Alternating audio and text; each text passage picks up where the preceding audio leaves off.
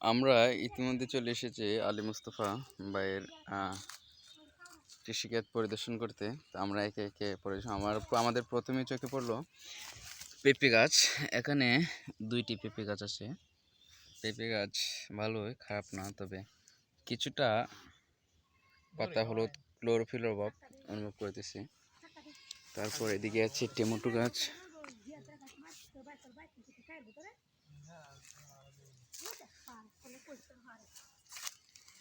দিক দিয়ে টমেটো গাছ আছে। এগুলোতে কি বুঝতে পারতেছি না। সামনে লাউ গাছ। এগুলা কি?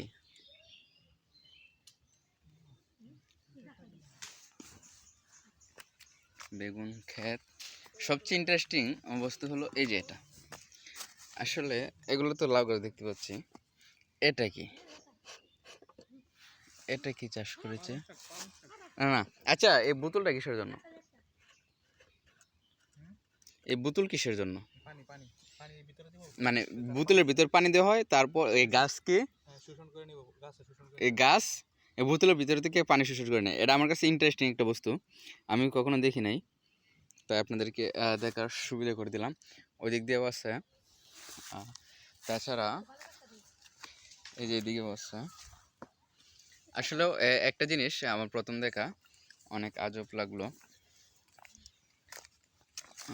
এই যে আরেকটা বোতল খুলি, এগুলোর ভিতর পানি নেই, হয়তো পানি দিবে নতুন করে।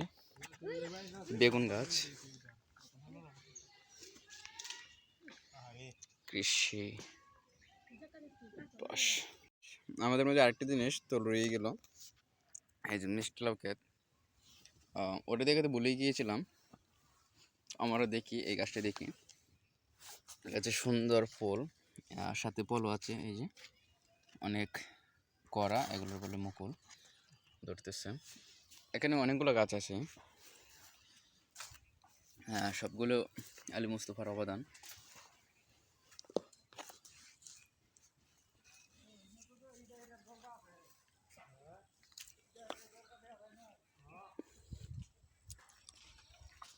আপনারা দোয়া করবেন কৃষিক্ষেত্রের জন্য, যেন বেশি বেশি ফলন হয়।